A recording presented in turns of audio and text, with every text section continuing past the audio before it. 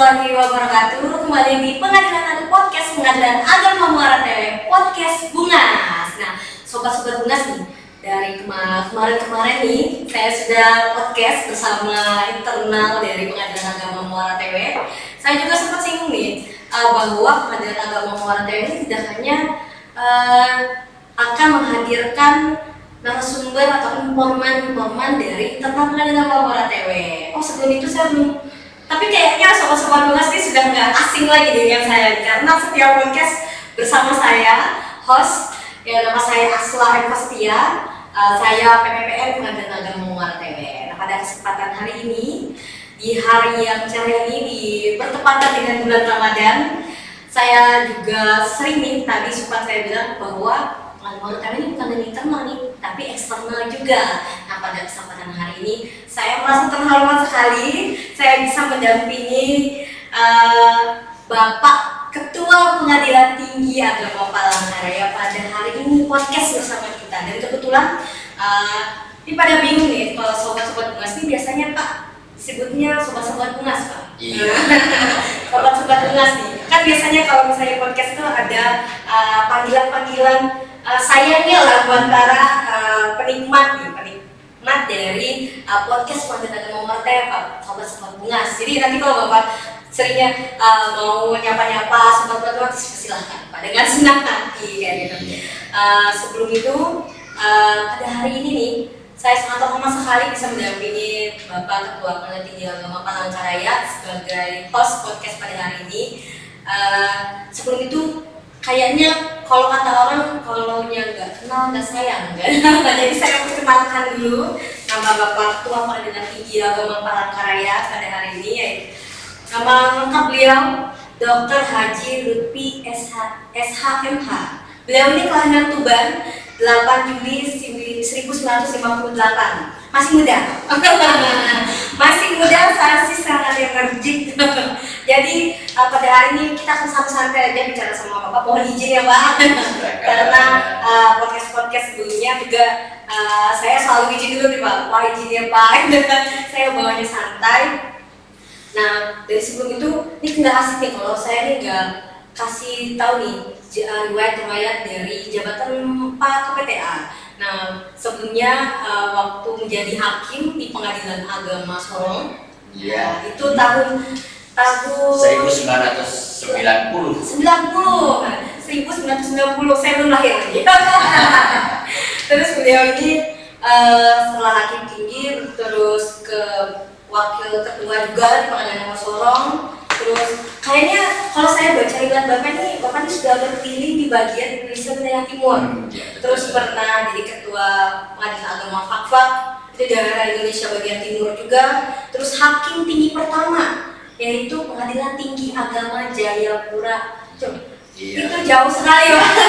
Jadi mas saya tambahkan sedikit. Hakim tingkat pertama saya itu di Pengadilan Agama Sorong tahun 1990. Dan di Pengadilan Agama Sorong itu juga saya sebagai wakil ketua Pengadilan Agama. Langsung wakil. Oke, kemudian baru ke Fakfak selama 3 tahun di Fakfak. Dari 3 tahun ke Fakfak itu saya mutasi lagi di Pengadilan Agama Sorong sebagai ketua Pengadilan Agama Sorong. Dari ketua Pengadilan Agama Sorong selama 3 tahun, maka saya menjadi hakim tinggi di Pengadilan Tinggi Agama Jayapura sejak tahun 2003. Saya baca Pak. 2003 terus pindah lagi Ambon, Mataram, sampai ini baru setelah dari Mataram terakhir baru dia pindah langsung ke Pengadilan Tinggi Agama Jakarta ya Pak? Iya, dari Mataram saya ke Jakarta selama 6 tahun, kemudian pindah ke Surabaya sebagai hakim tinggi dan pertama kali sebagai wakil ketua Pengadilan Tinggi Agama di Palangkaraya. Ini saya pernah dengar cerita dengar cerita biasa lah Pak bahwa waktu beliau menjabat sebagai wakil ketua Pengadilan Tinggi Agama Palangkaraya itu beliau nyelotok kayak gini, Mas enak ya tinggal di sini katanya, saya mau lagi balik ke sini. Ternyata di tahun 2022 beliau mutasi jadi naik sebagai ketua Pengadilan Tinggi Agama Palangkaraya. Sebelumnya yaitu setelah dari Palangkaraya wakil kemudian jadi wakil ketua di Pengadilan Tinggi Agama Palembang. bukan sebelum Palembang, Banjarmasin. Nah, dari Banjarmasin ke Palembang, setelah ke Palembang menjadi ketua Pengadilan Agama Ambon, setelah ketua Pengadilan Agama Ambon selama kurang lebih sekitar 3 bulan menjadi ketua Pengadilan Agama Palangkaraya. Seperti tadi yang diharapkan. Ya. Jadi Bemi dari apa namanya, dari barat, timur, terus balik lagi ke Pengadilan Tinggi Agama Palangkaraya.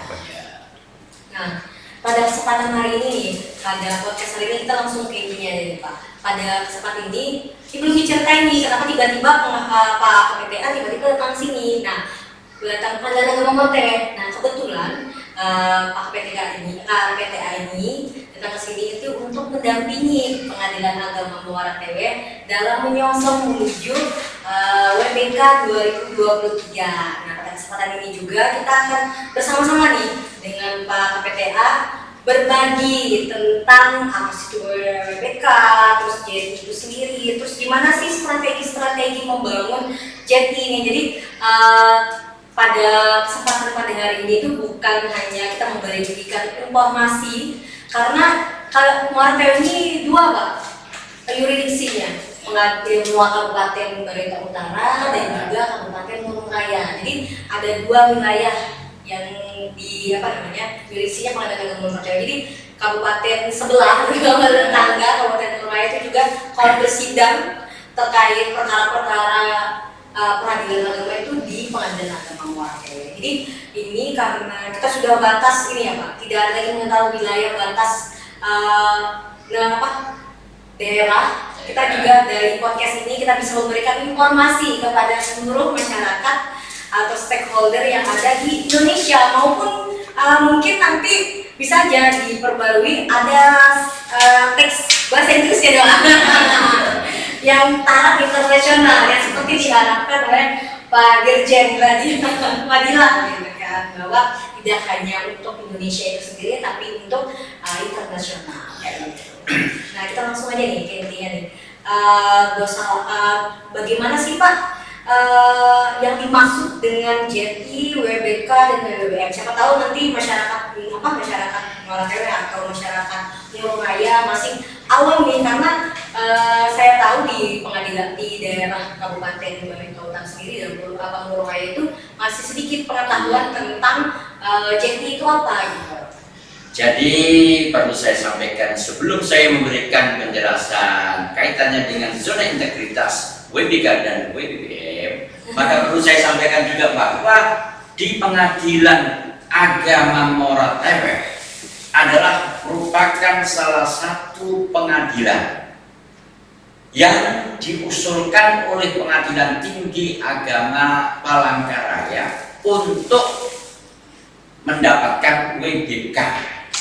Jadi 13 pengadilan agama. Jadi di Pengadilan Tinggi Agama Palangkaraya itu ada 13 pengadilan agama yang diusulkan untuk mendapatkan WBK. Itu adalah yang pertama Pengadilan Agama Muara Tewe, yang kedua Pengadilan Agama Kuala Kapuas, yang ketiga Pengadilan Agama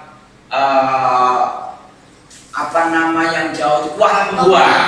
Itu kita usulkan untuk menjadi WBK. Sedangkan untuk diusulkan untuk mendapatkan predikat WBBM adalah Pengadilan Tinggi Agama Palangkaraya itu sendiri dan Pengadilan Agama Samping. Maka oleh karena itu Pengadilan Agama Muara Tewe itu kita usulkan. Maka kehadiran saya di sini ini adalah untuk memberikan satu pendampingan kepada teman-teman aparat Pengadilan Agama Muara Tewe, sehingga di dalam rangka mendapatkan wilayah bebas korupsi untuk di Pengadilan Agama Muara Tewe itu ada satu bahan-bahan untuk yang lebih rinci dan rinci.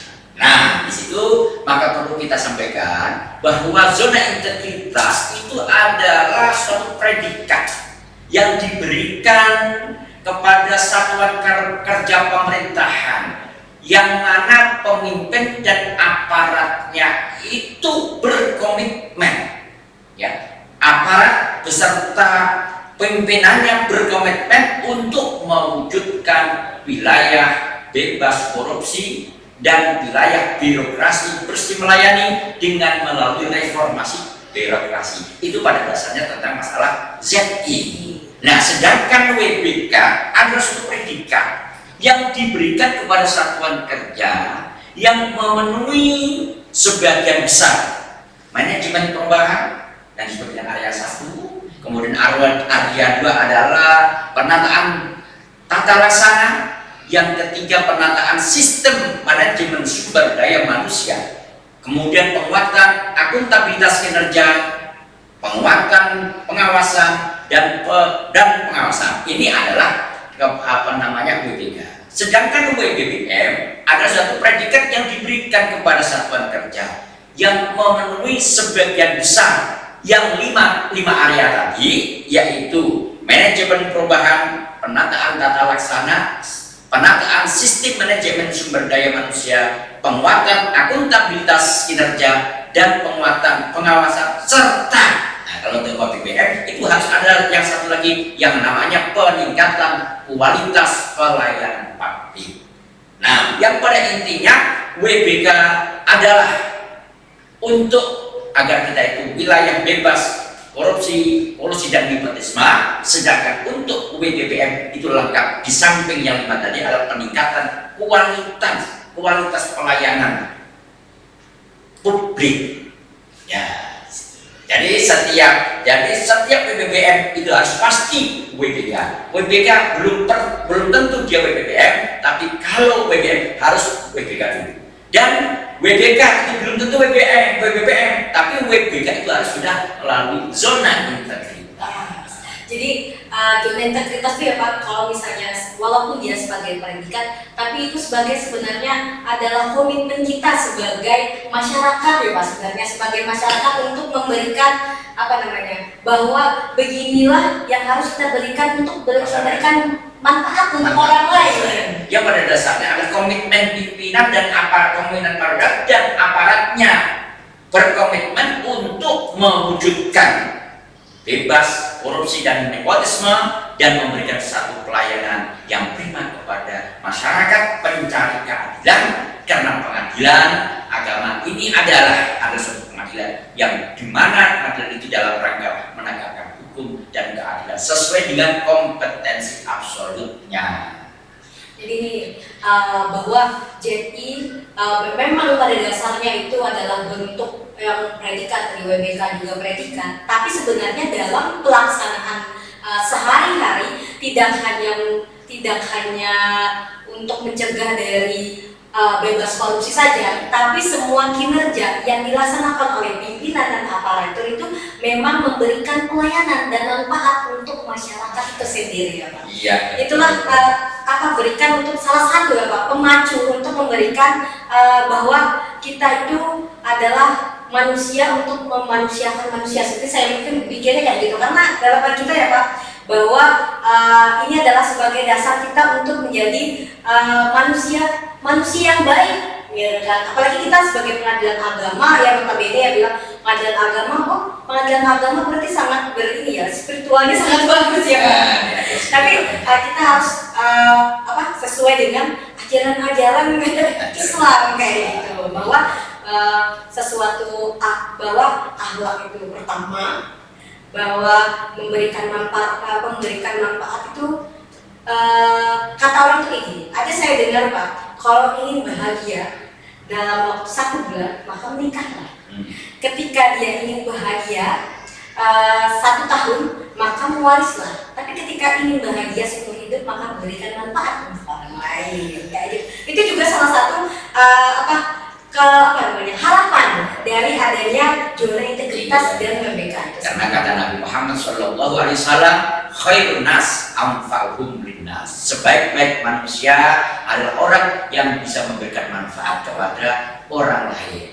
Dan di dalam WBK ini kita juga harus berusaha untuk melakukan suatu perubahan mindset dan culture check.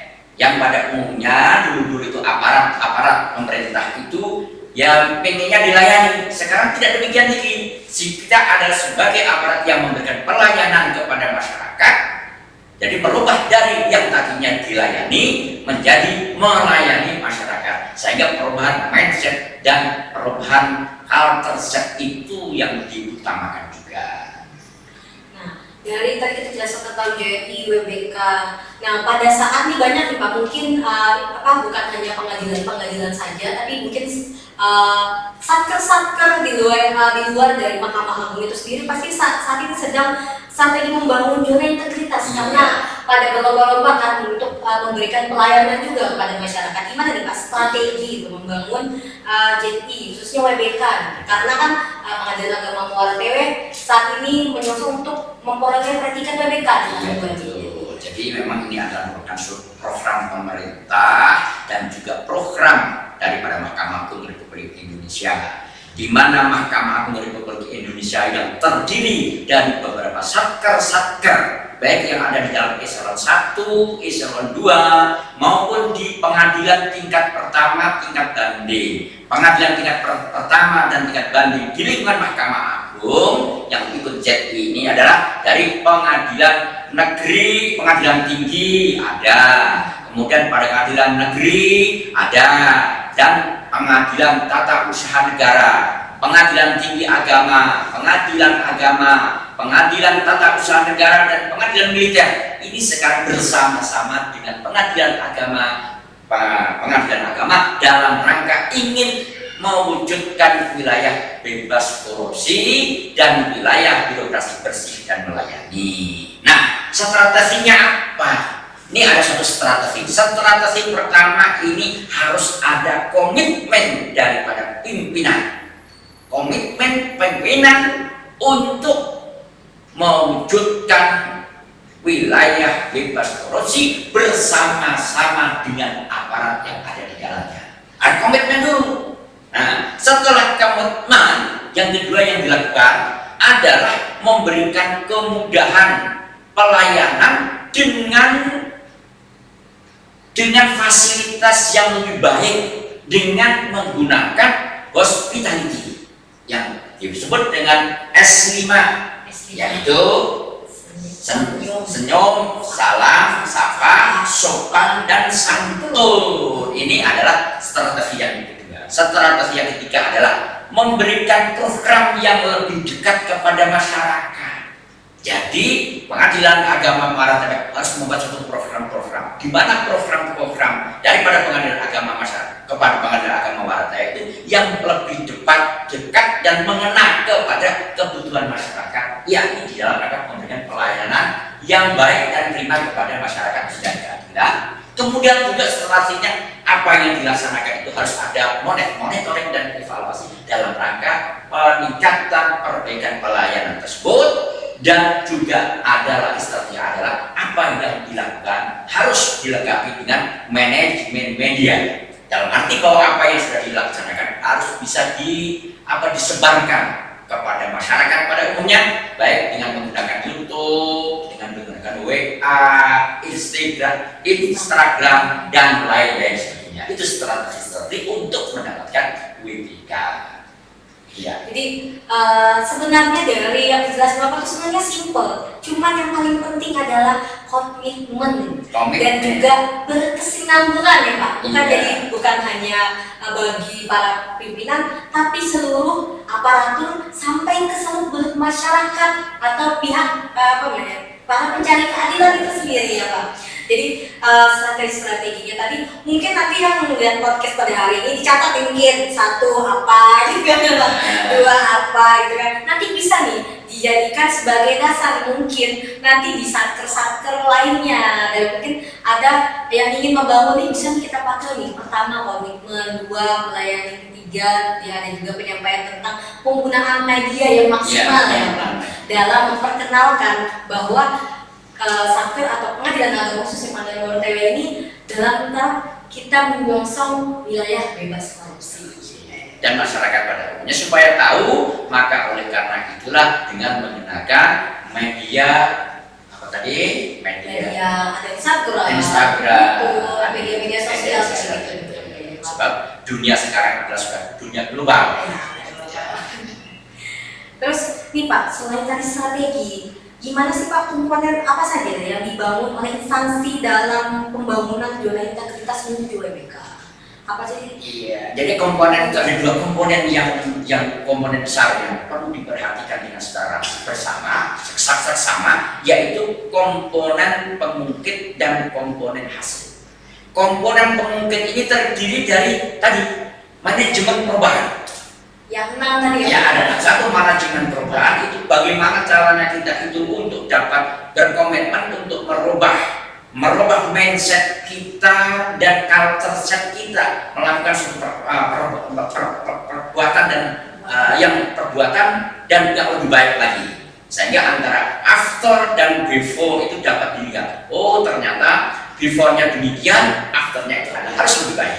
Yang kedua yaitu dengan menggunakan penataan tata laksana, itu termasuk dalam kategori pengungkit. Kemudian yang ketiga, penataan sistem manajemen sumber daya manusia. Yang ketiga tentang penguatan akuntabilitas kinerja. Dan yang kelima adalah penguatan pengawasan. Yang keenam adalah peningkatan kualitas pelayanan publik. Jadi pelayanan publik yang kemarin kita publik itu harus kita tingkatkan kualitasnya di dalam memberikan yang mudah kepada masyarakat kita. Itu yang mungkin. Nah, sasarannya, yang hasilnya adalah yang pertama adalah pemerintahan yang bersih dari KKN, korupsi, kolusi, dan nepotisme. Kemudian yang kedua, peningkatan pelayanan publik sebagai komponen hasil. Jadi harus ada komponen pengungkit dan komponen hasil.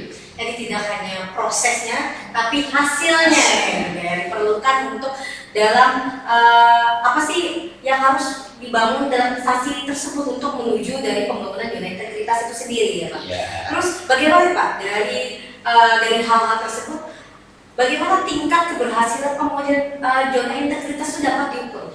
Jadi untuk menilai pelaksanaan atau menilai keberhasilannya itu kita bisa menilai tentang pelaksanaan parameter komponen tadi. Pelaksanaan parameter komponen tadi, oleh karena itu hendaknya di dalam pengungkit paling tidak harus ada 60%. Kemudian untuk komponen hasil itu adalah harus 40% komponennya itu. Nah, dari 40% itu survei persepsi korupsi ada 20%, dan di PKP yaitu persepsi kualitas pelayanan. Sehingga baik dari pengungkit maupun komponen hasil apabila dijumlahkan, maka disitulah adanya 100%. Itu untuk menilai keberhasilan itu dengan parameter tersebut. Nah, nih Pak, dari Pak kita sudah menjelaskan tentang JET itu apa, terus komponen apa, terus strategi apa. Nih, kan Pak Ketua pengerti Pak KPTA datang ke sini kan sebagai pendampingan kita di Pengadilan Agama Muar TW kan menuju WBK 2023. Bagaimana pendapat Bapak nih selama berapa 3 hari ya Pak? Iya. Nah, mungkin kemarin ya Pak fullnya pada hari Jumat sampai dengan hari ini, gimana pendapat Bapak tentang di Pengadilan Agama Muar TW sendiri nih dalam menuju pembangunan zona integritas? Ya, jadi untuk menuju pembangunan zona integritas untuk Pengadilan Agama Muar TW, maka yang perlu diperhatikan dan dilakukan dalam rangka mendapatkan BPK, maka yang seperti tadi yang saya katakan adalah suatu komitmen pimpinan dan aparatur Pengadilan Agama Muar TW untuk mewujudkan wilayah bebas korupsi dan kolusi. Kemudian pimpinan adalah sebagai panutan, sehingga pimpinan harus menjunjung tinggi filsafat yang disampaikan oleh Ki Hajar Dewantara, tut uri handayani ing ngarsa sungkulodo ing matya mangkarsa. Kalau pimpinan itu berada di depan, maka dia sebagai komando. Kalau dia ada di tengah, dia bersama-sama dengan anak buah. Kalau kita di belakang, mendorong kepada anak buahnya agar anak buahnya bersemangat untuk melaksanakan, mewujudkan wilayah bebas korupsi. Ini yang pertama. Yang kedua, yang harus dilakukan adalah tadi pelayanan yang baik kepada pencari keadilan dengan cara 5S tadi. Salam, sapa, senyum, sopan dan santun. Jadi kita harus memberikan pelayanan kepada masyarakat apabila masyarakat datang ke pengadilan agama, karena yang datang ke pengadilan agama adalah orang-orang yang sedang bermasalah. Sehingga kita harus pakai sopan, santun, kemudian memberikan pelayanan yang baik kepada dia, dan jangan membedakan antara tamu yang dia orang kaya atau orang miskin, itu harus diperlakukan yang sama tanpa membedakan itu. Karena di dalam ajaran Islam dikatakan, "Man kana yu'minu billahi wal yawmil akhir falyukrim dhaifah." Barang siapa yang beriman kepada Allah dan hari akhir, maka hendaknya kita memuliakan tamu kita. Orang yang datang ke pengadilan agama dalam rangka untuk mencari solusi terhadap keadilan yang mereka hadapi ini, kita laksanakan dengan cara yang baik, yang sopan dan santun tersebut. Kemudian yang ketiga adalah tadi monef, apa yang kita laksanakan itu harus ada monitoring dan evaluasi bagaimana apa yang sudah kita laksanakan. Kalau yang kita baik, maka dilaksanakan kebaikan itu, kemudian kita berusaha untuk lebih meningkatkan lagi pelayanan kita kepada masyarakat yang lebih baik lagi. Dan apa-apa yang kita laksanakan itu juga maka dengan menggunakan manajemen media, maksudnya manajemen media untuk dapat disebarkan supaya orang lain dapat mengetahui tentang perubahan-perubahan tadi, mengetahui tentang mindset tadi dan karakter set dalam rangka untuk melakukan suatu perubahan yang baik lagi. Jadi tadi Bapak ngasih tentang kiat-kiat nih dalam menyongsong zona integritas, khususnya pada kita nih, bagi kami Pengadilan Agama Muara Tewe, untuk nantinya bisa berproses. Kan kita lihat anggapannya berproses ya Pak, berproses terus untuk memperbaiki pelayanan itu sendiri, yang mana sampaikan Bapak yang mana bahwa pelayanan itu harus dirasakan sama terhadap siapapun yang datang ke Pengadilan Agama Muara Tewe. Terus apa nih yang bagaimana membuat cara untuk membuat dan menanamkan, kan tidak hanya pimpinan aja, tapi kita juga sebagai masyarakat, anggapannya warga ya di Pengadilan Agama Muara Tewe ini, untuk menanamkan rasa integritas yang tinggi, karena kita sebagai manusia tuh kadang bisa aja berbuat salah ya kan Pak, kadang juga hilaf anggapannya. Bagaimana sih cara kita menanamkan integritas yang tinggi, khususnya untuk untuk kita itu sendiri dan juga kepada masyarakat, untuk memberikan bahwa kita ini memang benar-benar dalam wilayah zona integritas. Jadi untuk menanamkan integritas itu harus dengan iman kepada Allah, kepada Tuhan pencipta alam semesta ini. Kalau kita lihat di dalam Al-Quran disebutkan, ma yalfidu min qawlin illa ladaihi raqibun atid. Apa yang kita laksanakan di dunia ini, apa yang kita ucapkan di dunia ini adalah selalu dipantau oleh malaikat raqib dan malaikat atid. Malaikat raqib mencatat amal kebaikan, dan malaikat atid adalah mencatat amal kejelekan kita. Maka yang baik nanti dibalas oleh Tuhan Allah Subhanahu wa taala dengan ganjaran dan kepada yang baik juga dan surga. Kemudian yang tidak baik juga dicatat, dan kita akan mempertanggungjawabkan terhadap apa yang kita laksanakan, kita perbuat itu. Dan antara perkataan dan perbuatan itu harus seirama. Jadi jangan sampai perkataannya A, kemudian perbuatannya B. Perkataannya itu A, maka di dalam pelaksanaan juga harus A. Tidak boleh antara perkataan dengan perbuatan berbeda. Nah, kata Bapak Ketua Mahkamah Agung Republik Indonesia, Bapak Syarifuddin, pada waktu laporan tahunan tahun 2022 kemarin, dia telah menyampaikan begini, integritas tangguh, kepercayaan masyarakat akan tumbuh Jadi apabila kita punya integritas, kita itu tangguh, maka kepercayaan masyarakat yang tadinya mungkin masyarakat mempunyai kepercayaan yang tidak baik, ya, ada yang tidak baik kepada peradilan karena adanya OTT kemarin, maka dengan adanya integritas yang tangguh itu dia akan tumbuh kembali kepercayaannya kepada peradilan itu. Dan perlu diingatkan juga oleh Bapak Ketua Mahkamah Agung pada waktu beliau memberikan sambutan Dharma Yuktika ini pada tahun 2022 kemarin, dia telah menyampaikan bahwa kepada para aparat badan peradilan, baik yang ada di Mahkamah Agung, berada di kabupaten, ada di provinsi, atau di mana saja, dengan satu ungkapan, tegakkan keadilan di mana saja kamu berada, kata Bapak Ketua Mahkamah Agung. Apakah kita akan tegakkan di Mahkamah Agung ini sendiri, atau di pengadilan tingkat banding di tingkat provinsi, atau tingkat pertama tingkat kabupaten, atau di atas gunung atau di tengah lautan, hendaknya keadilan itu harus ditegakkan. Kenapa? Karena tujuan ditegakkan hukum itu adalah tiga. Yang pertama, ditinjau dalam segi filosofis adalah untuk menegakkan keadilan, ditinjau dalam segi sosiologis untuk memberikan manfaat kepada masyarakat, ditinjau dalam segi yuridis adalah untuk mencapai suatu kepastian hukum.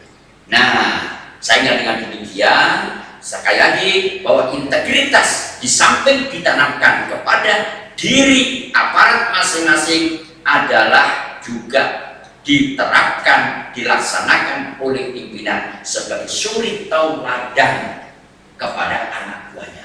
Apabila pimpinannya itu adalah berkomitmen untuk menegakkan integritas, maka sudah barang tentu anak buahnya akan ikut. Jangan sampai anak buahnya disuruh ditanamkan integritas supaya berbuat adil, akan tetapi pimpinannya itu sendiri tidak melaksanakan keadilan. Itu tidak boleh sama sekali. Ini sangat sering, sangat bahasanya ini sangat boleh dibilang ringan, juga dibilang berat juga. Karena pada saat ini lagi musim-musim nih Pak, berita sedikit-sedikit korupsi. Ya kalau pada masa sekarang ini sedikit-sedikit korupsi. Karena dalam waktu sebelumnya juga bahwa ada anggota di Kalimantan Tengah juga kan Bapak juga mungkin sudah dengar beritanya bahwa kasus korupsi ini sekarang semakin meningkat. Karena jadi salah satu kenapa perlunya zona integritas itu dimanapun, tadi kan Bapak saya itu dimanapun, bahwa dimanapun kita berada, bahwa sifat menjunjung tinggi keadilan itu perlu ditanamkan. Walau tidak hanya di kantor, tapi diterapkan juga di rumah saja. Termasuk di dalam rumah atau keluarga kecil itu sendiri ya Pak. Karena ketika di rumah itu sudah dikelola dengan baik, maka akan mempengaruhi di luarnya juga. Nah, tadi kita sudah menjelaskan tentang zona integritas. Mungkin nanti podcast ini akan bertahan di channel YouTube Pengadilan Agama Moretai, jadi boleh diulang-ulang ya sobat-sobat Tunas yang mungkin nanti mencarikan informasi apa sih zona integritas, bagaimana strategi itu juga yang langsung disampaikan oleh Bapak KPTA Pengadilan Tinggi Agama Palangkaraya. Nanti juga jangan lupa untuk selalu ngecek nih channel YouTube Pengadilan Agama Moretai. Kan perlu nih Pak, selain kita menyebarkan informasi, tapi juga kita perlu promosi ya kan. Dan itulah fungsinya dari manajemen media tersebut ya itu. Jangan lupa nanti like, subscribe gitu channelnya Pengadilan Agama Moretai, sekalian promosi Instagramnya juga. Tenang, ke Instagram ada WhatsAppnya juga Pengadilan Agama Moretai, Facebooknya. Jadi nanti ketika para sobat-sobat Tunas ingin mencari informasi-informasi terkait dengan peradilan agama itu sendiri ataupun nanti berperkara, langsung bisa menghubungi kita via media sosial tersebut. Di website juga ada. Nanti bentuknya seperti WhatsApp, jadi klik aja. Nanti kalau ingin bertanya-tanya kan tentang pelajaran agama muara tewe itu sendiri atau informasi-informasi lain terkait tentang hukum keluarga itu sendiri, jadi tenang, nanti dibalas oleh admin-admin kita yang insya Allah terpercaya. Nanti juga kalau mau di Instagram silahkan di DM, silahkan pasti nanti dijawab sama adminnya, di Facebook tuh gitu juga. Jadi para sobat-sobat Bunas nih, kalau misalnya mengenai tentang kenapa sih, kan sering tuh biasanya dilewat-lewatin di kantor-kantor, kenapa sih pada JNI kayak gitu, kok dana integritas, kok dikit-dikit WBK, WBM. Nah, ini kita kasih informasinya di sini teman-teman. Jadi jangan lupa untuk stay tune. Nanti mungkin di saat-saat podcast berikutnya nanti ada jelaskan tentang lagi WBK, WBM untuk saling mengingatkan bahwa WBK itu apa, WBM apa. Insya Allah semoga kita doakan nih kepada Bapak Presiden, dan kita doakan Pengadilan Agama Muara Tewe tahun ini bisa menjadi predikat, dapat mencapai predikat WBK. Ya nanti mungkin tahun depan WBM. Ya kan? Iya.